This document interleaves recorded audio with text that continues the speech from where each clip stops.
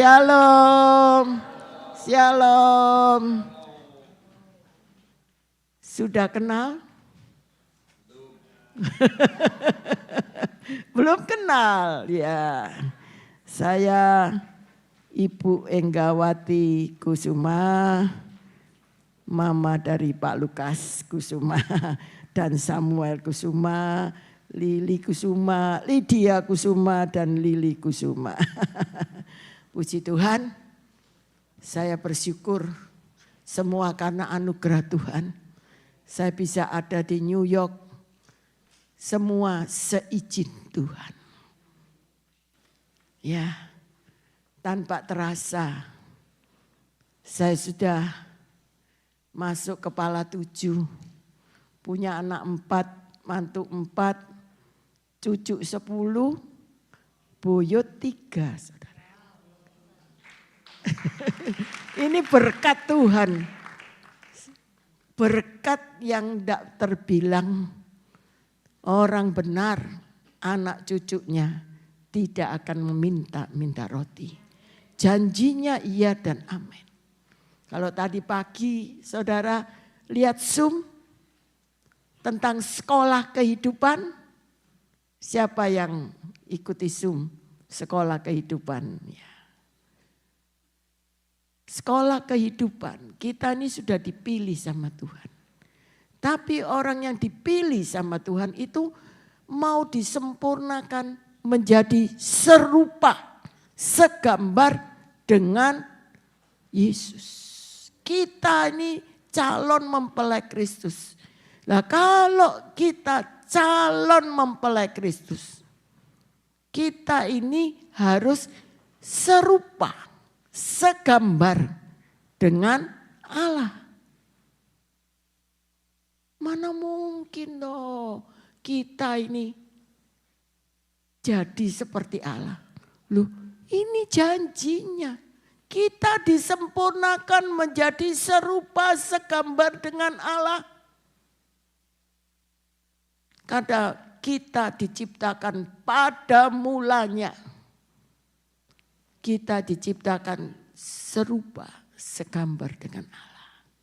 Dan kita akan dikembalikan menjadi serupa segambar dengan Allah. Itu akan terjadi. Kalau saudara percaya dan sebelum menjadi serupa segambar dengan Allah, kita ini masuk dalam rencananya. Kita harus sekolah kehidupan. Semua orang mengalami sekolah kehidupan. Tapi sekolah kehidupan itu tergantung pilihan kita. Kalau mungkin saat ini saudara ada di lembah. Tadi pagi saya sudah sampaikan ada lembah eskol, lembah pilihan. Pilihan kita apa? Kita mau menurut firman Tuhan, mengatakan firman Tuhan atau perkataan negatif. Melihat kenyataan, bukan melihat, bukan mendengar dan percaya kepada firman. Itu pilihan kita semua. Ngalami lembah ketakutan, lembah terbanting. Dan mengalami lembah kekelaman. Di lembah kekelaman. Raja Daud itu mengalami apa? Mazmur 23 ayat 4 katakan, di dalam lembah kekelaman aku tidak takut bahaya. Karena apa? Tuhan besertaku. Kenapa manusia mengalami lembah kekelaman? Memang kalau orang itu sekolah pasti ada titik terendah, mengalami masalah, persoalan. Tapi Tuhan melihat bagaimana sikap kita terhadap persoalan. Saudara percaya akan firman Tuhan, percaya akan janji Tuhan. pasti Tuhan akan meluputkan kita dari lembah-lembah kekelaman. Karena lembah-lembah kekelaman itu hanya bayang-bayang maut. Bukan mautnya, tapi bayang-bayang. Bayang-bayang itu enggak bisa membahayakan. Betul? Kalau ada bayangan berarti ada terang. Ada terang baru ada bayangan. Berarti ada Tuhan Yesus menjadi pengharapan kita. Menjadi pengharapan yang pasti. Karena di dalam Tuhan tidak ada moga-moga. Di dalam Tuhan tidak ada gang buntu. Di dalam Tuhan pasti ada jalan keluar. Setelah kita masuk dalam lembah, kita ini akan diangkat sama Tuhan. Kalau saudara lulus sekolah, kalau lulus diberi hadiah sama papa mama, punya anak, kalau lulus sekolah pasti dikasih tas baru, sepatu baru, betul? Begitu juga kehidupan kita. Umat yang dipilih Allah. Kita akan disertai Tuhan.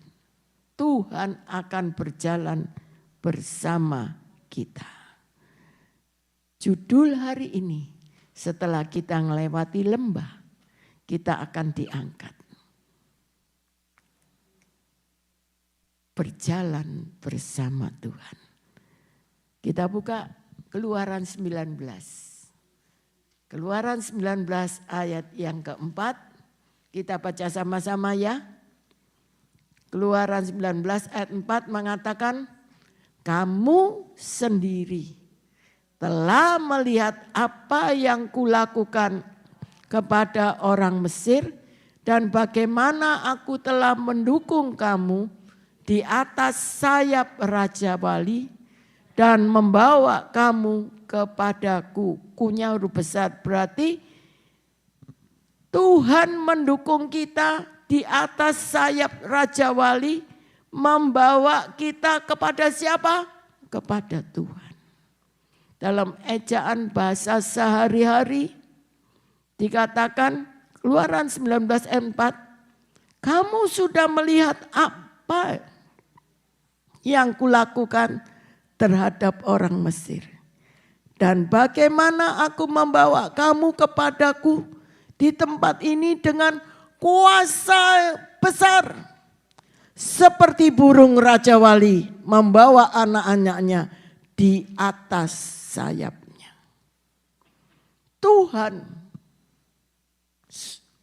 dengan kuasa yang besar membawa 2 juta orang.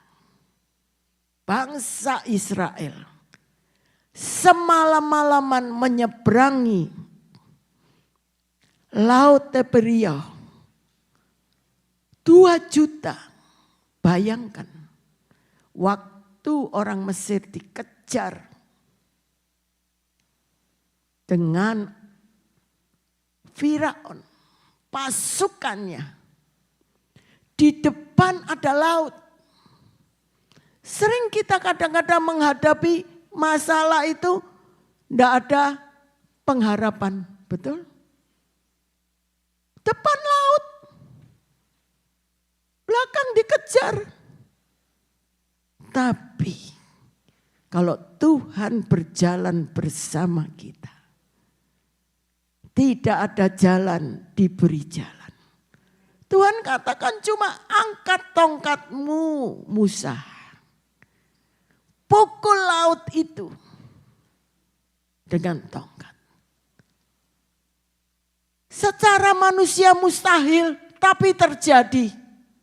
Laut itu langsung terbelah. Saudara, saya bayangkan. Di tengah laut, saudara berani jalan. Kalau laut itu tidak dibelah. Tidak mungkin. Begitu laut dibelah, 2 juta bangsa Israel berjalan di tanah yang kering. Saudara bisa bayangkan berapa lebarnya yang dibelah Tuhan itu. Bukan kecil, besar. 2 juta Isa nyebrang laut, bukan kali loh. Bukan sungai, laut. 2 juta cuma semalam. Itu berapa kali lebarnya. Jalan sama-sama. Luar biasa. Itulah Tuhan kita. Masalah apapun juga, saudara tidak perlu takut. Kita punya pengharapan. Namanya siapa? Yesus Kristus, Mesias, Anak Allah yang hidup. Kalau kita percaya itu tinggal di dalam hati percaya, mulut ngomong percaya, hati pikiran sama enggak? Ini sering kali orang ngomong percaya, tapi dalam pikiran mana bisa. Nah ini. Kalau percaya saudara tidak penuh, ada bimbang sedikit pun, sedikit pasti tidak akan terjadi mujizat. Kita lihat Mazmur 68 ayat yang ke-19 dalam kurung 20. Ya. Dikatakan Mazmur 68 ayat 19. Terpujilah Tuhan hari demi hari. Ia menanggung bagi kita. Allah adalah keselamatan kita. Selah.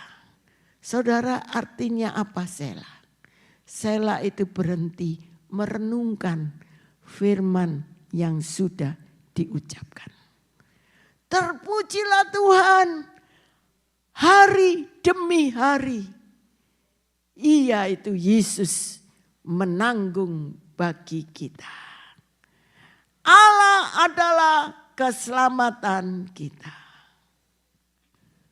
Tuhan itu sungguh-sungguh berkatnya tak terduga. Asal kita percaya. Jangan jadi orang Kristen itu hari ini percaya, terus ngelihat kenyataan, mana bisa Tuhan.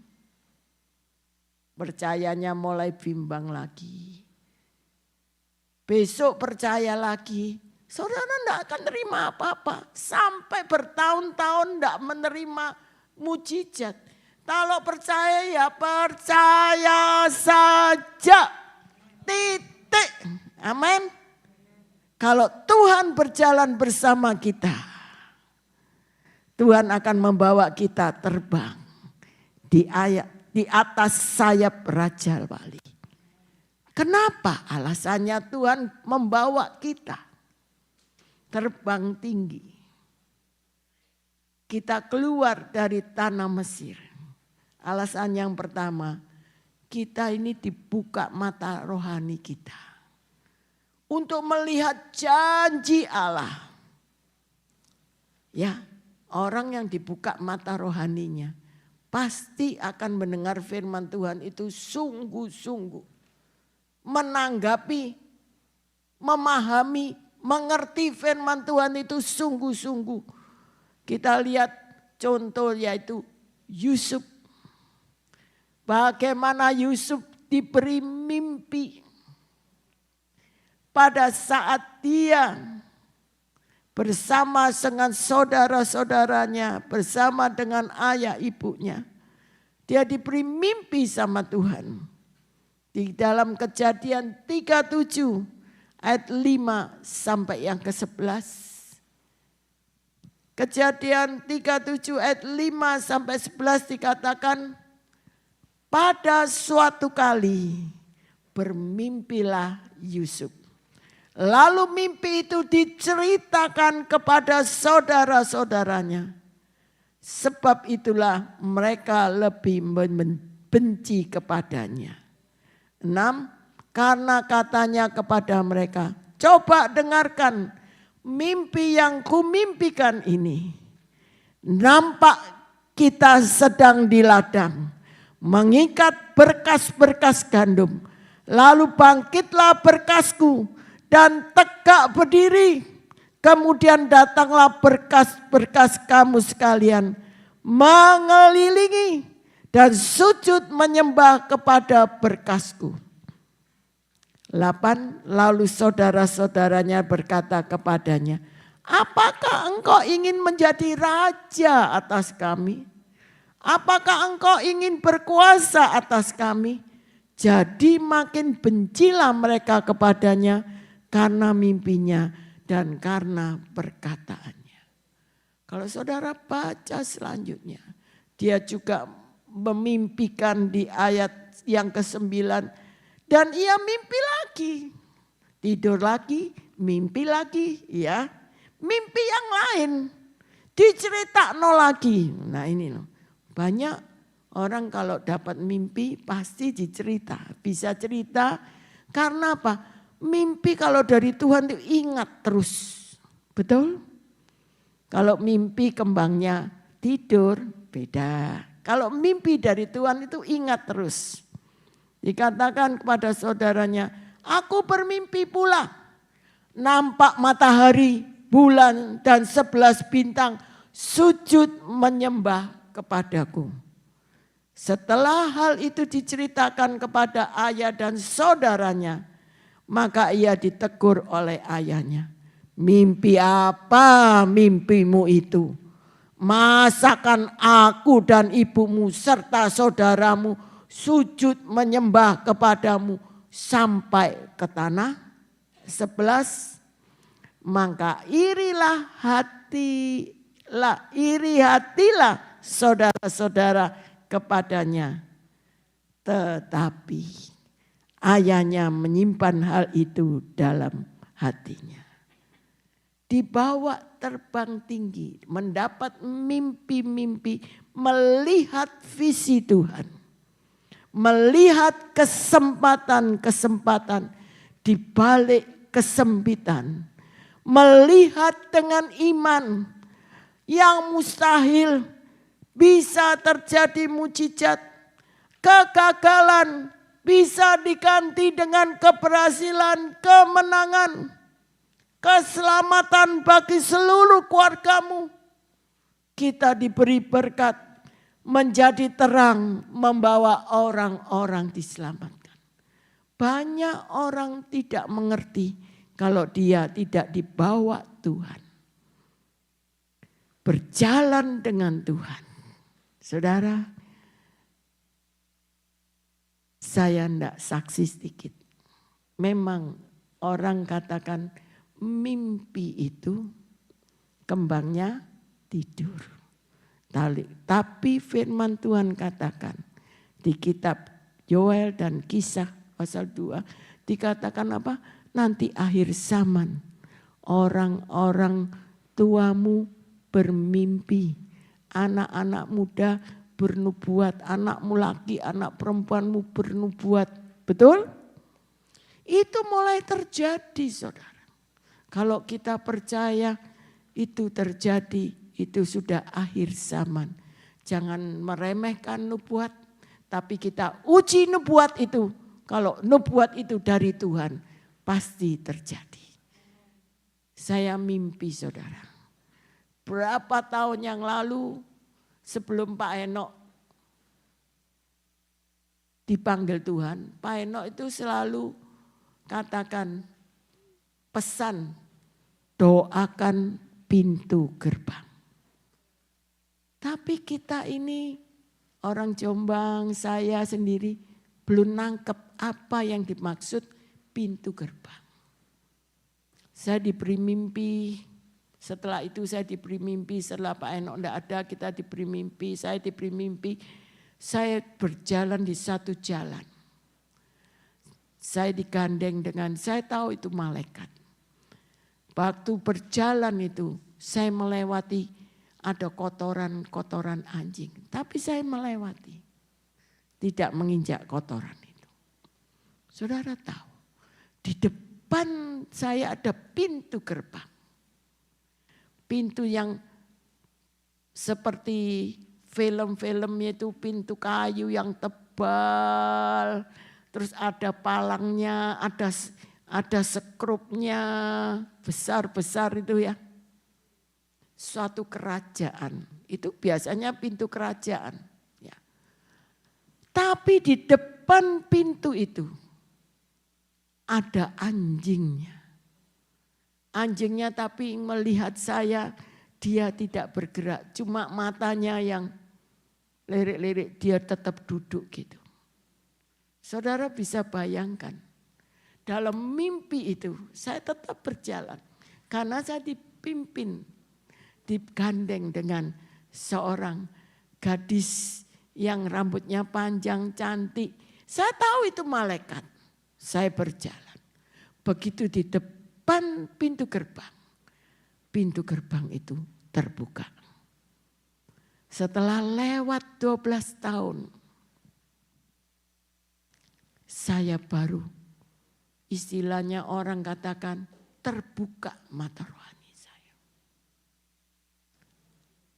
Satu pagi Tuhan katakan, doakan pintu gerbang kota Jombang karena saya tinggal di Jombang. 80 kilo dari kota Surabaya. Setiap kota itu punya pintu gerbangnya, betul? Ada patok-patoknya gitu. Saya mulai ngomong sama pendoa, kita doa. Tuhan mulai bekerja.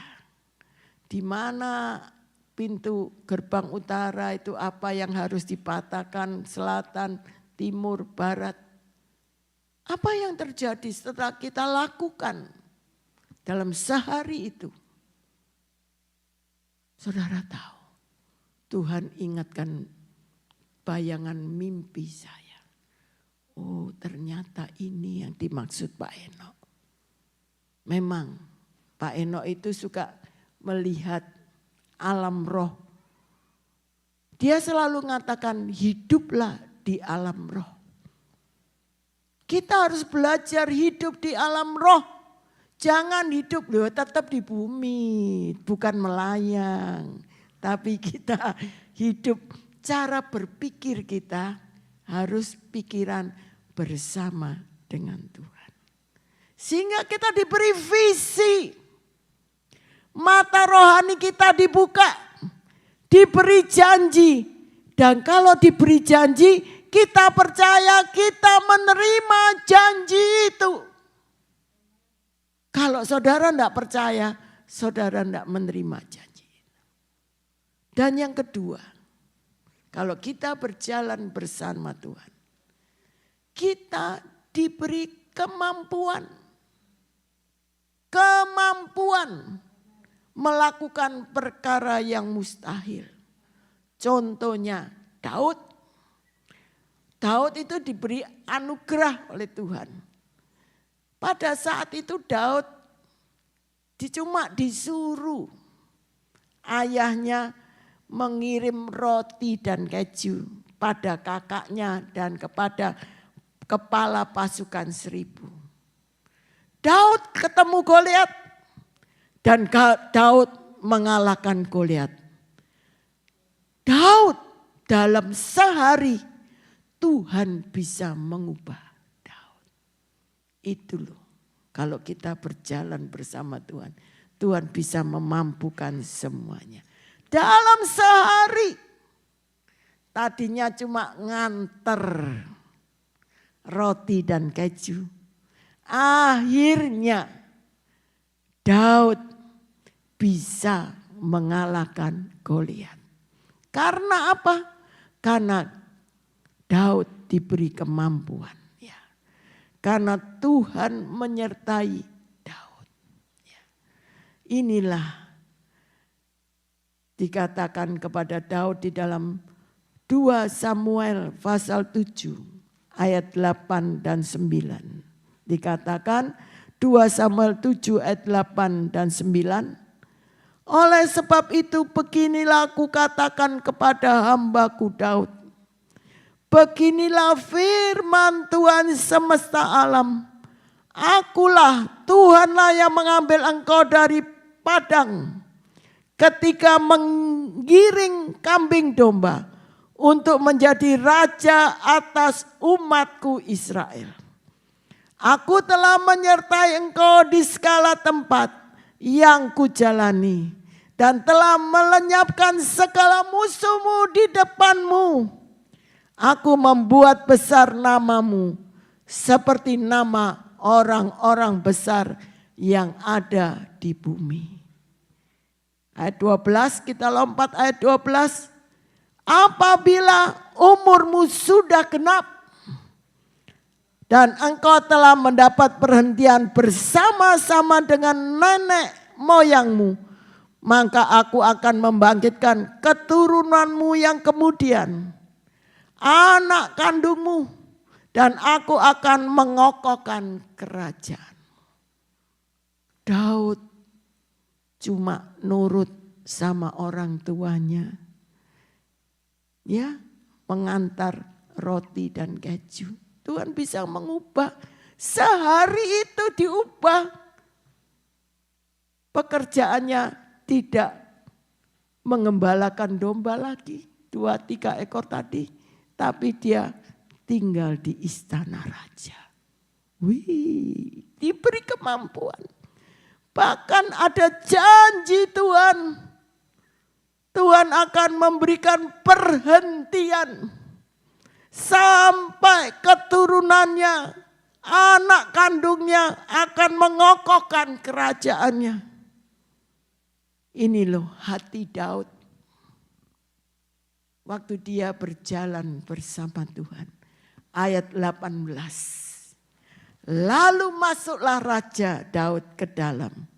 Kemudian duduklah di hadapan Tuhan sambil berkata, siapakah aku ini Tuhan Allah? Siapakah keluargaku sehingga engkau membawa aku sampai sedemikian ini? Ayat 19. Dalam hal ini masih kurang di matamu ya Tuhan Allah. Sebab itu engkau telah berfirman juga tentang keluarga hambamu ini. Dalam masa yang masih jauh dan telah memperlihatkan kepadaku serentetan manusia yang akan datang. Ya Tuhan Allah. Daud duduk menyembah kepada Allah. Dia merendahkan hatinya meskipun dia diangkat sama Tuhan. Betul. Ini loh kenapa Daud dikatakan Daud orang yang berkenan kepada Allah. Meskipun Daud jadi raja. Dia memang pernah berbuat salah. Tapi dia tuh rendah hati waktu ditegur oleh Nabi Nathan. Dia tetap rendah hati. Betul. Bahkan waktu dia diberitahu dia akan diangkat sampai anak-anaknya, keturunannya. Dia cuma katakan siapa aku ini. Kalau engkau mengangkat aku.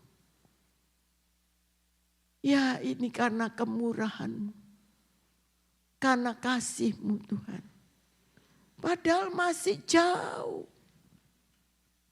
Tuhan bisa membuat kemampuan-kemampuan. Kalau saya pikir. Siapa sih kita ini? Betul? Kalau kita diangkat. Kalian bisa ada di New York. Pernah terpikir enggak? Betul? Kita patut bersyukur. Makanya kita harus tetap memuji, menyembah Tuhan. Jangan tinggalkan ibadah, karena ibadah itu mengandung janji. Untuk hidup ini kita dijamin, hidup yang akan datang pun kita dijamin. Bahkan ada janji Tuhan sampai anak cucu kita Tuhan pelihara. Puji Tuhan. Inilah kemampuan kita bukan oleh kuat dan gagah kita, tapi karena Roh Allah yang membawa kita terbang bersama dengan Tuhan. Amin. Saya sendiri pun seperti mimpi. Ternyata saya hitung 10 kali ke Amerika bersama Pak Enok. Setelah Pak Enok 2012 dipanggil Tuhan, saya bersama Mak 2 kali. Saya berangkat sendirian 5 kali. Tidak terasa 17 kali gembala kembali Jombang ke Amerika. Secara manusia masuk akal enggak? Enggak masuk akal. Tapi itu kemampuan yang Tuhan berikan bagi orang yang sungguh-sungguh mengandalkan Tuhan. Puji Tuhan. Kalau kita mau melewati lembah bersama Tuhan, kita lulus. Kita akan dibawa naik ke gunung-gunung. Bukan hanya lembah, tapi kita akan diangkat oleh Tuhan. Yang ketiga, kita akan dibawa terbang tinggi. Tempat yang tinggi itu tempat yang aman ya. Raja Wali kalau sudah naik di atas awan, badai malah diterjang. Dia malah menggunakan badai itu untuk terbang. Kalau kita sungguh-sungguh dalam lindungan Tuhan, kita dihindarkan dari musuh, dari mara bahaya, dari ketakutan. Kita akan dibawa naik terbang tinggi. Dikatakan dalam Yesaya 41 ayat 13 mengatakan, Yesaya 41 ayat 13, ayo kita baca sama-sama. Sebab aku ini Tuhan Allahmu, memegang tangan kananmu dan berkata kepadamu, jangan takut, akulah yang menolong engkau. Akunya huruf besar. Tuhanlah yang menolong saya. Amin. Kita percaya pertolongan itu hanya datangnya dari Tuhan. Bahkan kalau kita percaya janji Tuhan di dalam Ulangan 32 ayat 11 sampai 13. Laksana Raja Wali, Ulangan 32 ayat 11 sampai 13. Laksana Raja Wali menggonjang bangkitkan isi sarangnya, melayang-layang di atas anak-anaknya, mengembangkan sayapnya, menampung seekor dan mendukungnya di atas kepaknya. Demikian Tuhan sendiri menuntun dia dan tidak ada ilah asing menyertai dia. Dibuatnya dia berkendaraan mengatasi bukit-bukit di bumi dan memakan hasil dari ladang. Dibuatnya dia menghisap madu dari bukit batu dan minyak dari gunung batu yang keras. Janji Tuhan iya dan amin. Kalau kita sungguh-sungguh, kita percaya, kita akan dibawa di atas, terbang tinggi dalam perlindungan Tuhan. Saya percaya, jangan jadi Kristen ya ayam kampung. Kalau ada badai, ada bledek, guntur, apa yang terjadi? Bersembunyi. Tapi Raja Wali itu menghadapi badai malah terbang tinggi. Bersama dengan Tuhan kita pun akan terbang tinggi. Amin. Asal kita percaya. Janji Tuhan itu ya dan amin. Betul saudara. Tuhan tidak pernah meninggalkan orang yang percaya. Inilah Tuhan kita. Apa sebagai ayat terakhir dikatakan, saya akan bawa di dalam Yesaya 58 ayat 13 sampai 14. Saya rindu kita pelan-pelan baca ya. Yesaya 58. Yesaya 58. Maaf saya tadi tahu duduk di sini. Suruh bawa di dalam Yesaya 58.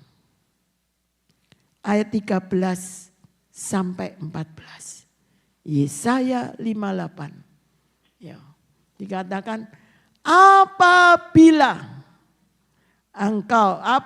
saya tidak menginjak-injak hukum Sabat dan tidak melakukan urusanku pada hari kudusku, dan apabila saya menyebut hari Sabat hari kenikmatan, hari kudus Tuhan, hari yang mulia, apabila engkau menghormatinya dengan tidak menjalankan segala acaramu dan dengan tidak mengurus urusanmu atau berkata omong kosong. Nanti kalau ditanya Pak Yongki, minggu kemana?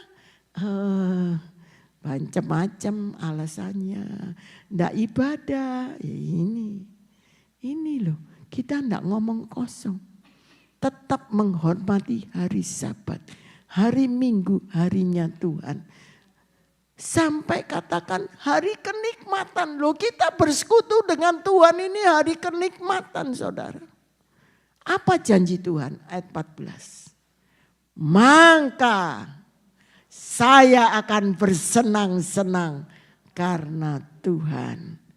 Dan Tuhan akan membuat saya melintasi bukit-bukit di bumi dengan kendaraan kemenangan.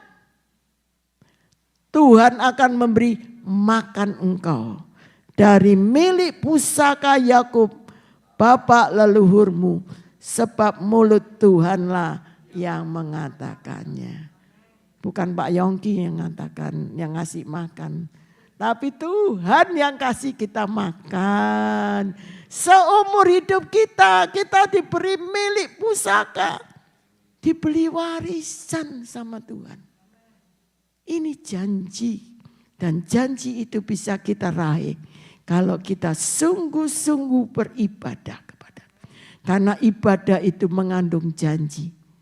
Untuk hidup ini kita dijamin. Hidup yang akan datang pun kita dijamin. Amin. Puji Tuhan. Dan saya percaya. Saya tidak saksikan kaki saya ini. Kalau dulu sering yang kiri ini 6 tahun saudara. Agak bengkong. Tapi saya dengan iman saya selalu katakan. Kakiku lurus. Tapi ngomong hati sama pikiran harus sama. Percaya kakinya lurus. Caranya bagaimana Tuhan? Loh, sudah naik kakinya bengkong itu ya naik kejajalan kejauhan sakit saudara. Tapi puji Tuhan dengan ucapan, dengan iman. Terjadi, mujizat terjadi. Dengan caranya Tuhan ditemukan ini bisa menyembuhkan bukan karena orang itu. Tapi karena Tuhan yang membuka jalan. Sehingga kaki saya sekarang boleh sehat kembali. Ini semua kemurahan Tuhan. Beri kemuliaan buat Allah kita.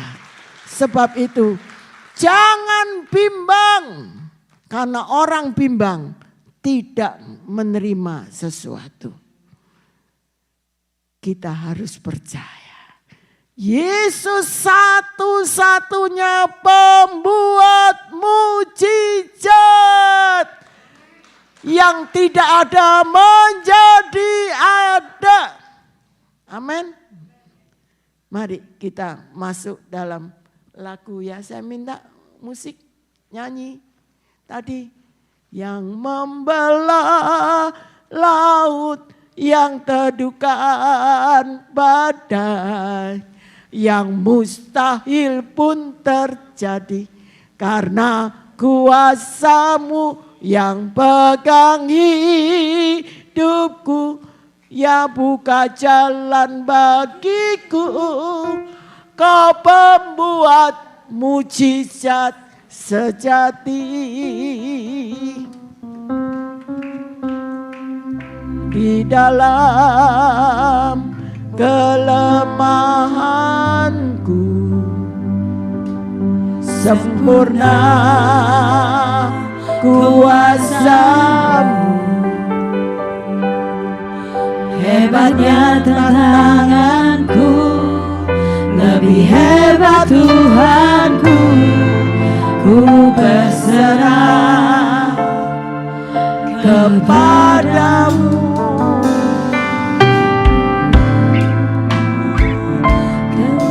Kelemahanku sempurna kuasa-Mu. Hebatnya tantanganku, lebih hebat Tuhanku. Ku berserah kepadamu. Yang membelah laut, yang teduhkan badai, yang mustahil pun terjadi karena kuasa-Mu yang pegang hidupku, yang buka jalan bagimu. Kau pembuat mujizat sejati, yang membelah laut, yang teduhkan badai, yang mustahil pun terjadi karena kuasa-Mu yang pegang hidupku, yang buka jalan bagiku. Kau membuat mujizat sejati. Kita nyanyi sambil berdiri. Membelah laut, yang teduhkan badai, yang mustahil pun terjadi karena kuasa-Mu yang pegang hidupku, yang buka jalan bagiku. Kau membuat mujizat sejati. Kau pembuat Mujizat sejati. Kau membuat mujizat sejati.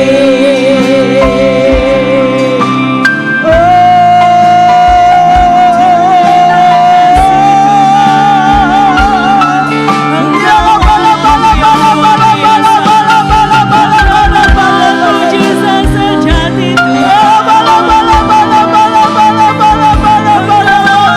Tuhan yang besar. Jangan Kau pemilik segalanya.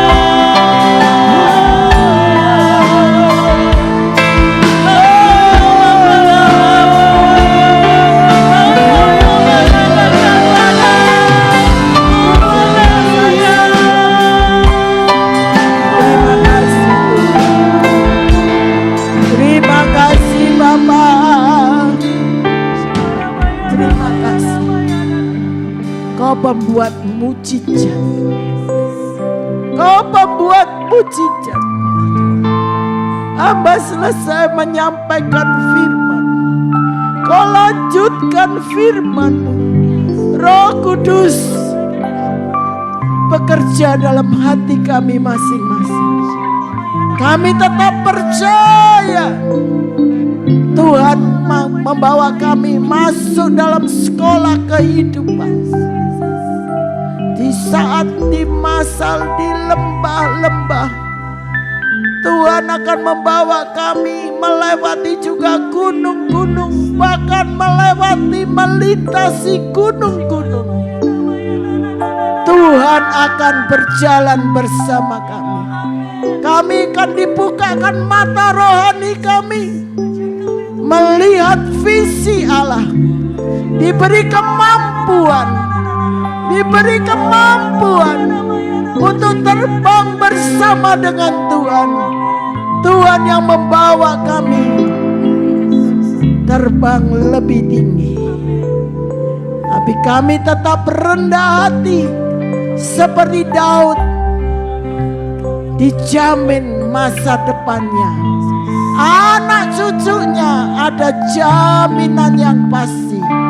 Orang benar, anak cucunya tidak akan minta roti, tapi jadi berkat, memenangkan banyak jiwa. Dan kami percaya, kita doakan untuk jemaat BMC New York, tetap setia, jujur, taat, melakukan firman Tuhan, diberi hati yang baru, roh yang baru di dalam batinnya, dijauhkan dari hati yang keras, diberikan hati yang taat, dan roh Allah tinggal dalam hidup kami, sehingga kami menjadi penurut dan pelaku firman Tuhan. Kami menjadi umat yang disayang Tuhan, umat yang dicintai Allah, umat yang diberkati Allah. Berkati Pak Yongki sekeluarga. Tuhan berikan hikmat, marifat, visi Allah terjadi dalam hidup, memenangkan kota New York. Secara manusia mustahil, tetapi bagi Tuhan tidak ada yang mustahil.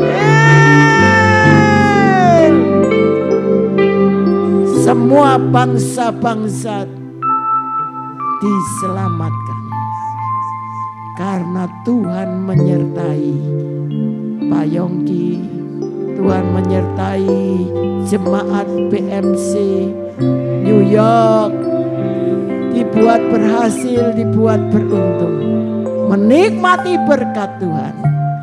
Yang percaya kita sudah disertai Tuhan, berjalan bersama Tuhan. Sama-sama saya katakan amin 3 kali, amin, amin, amin.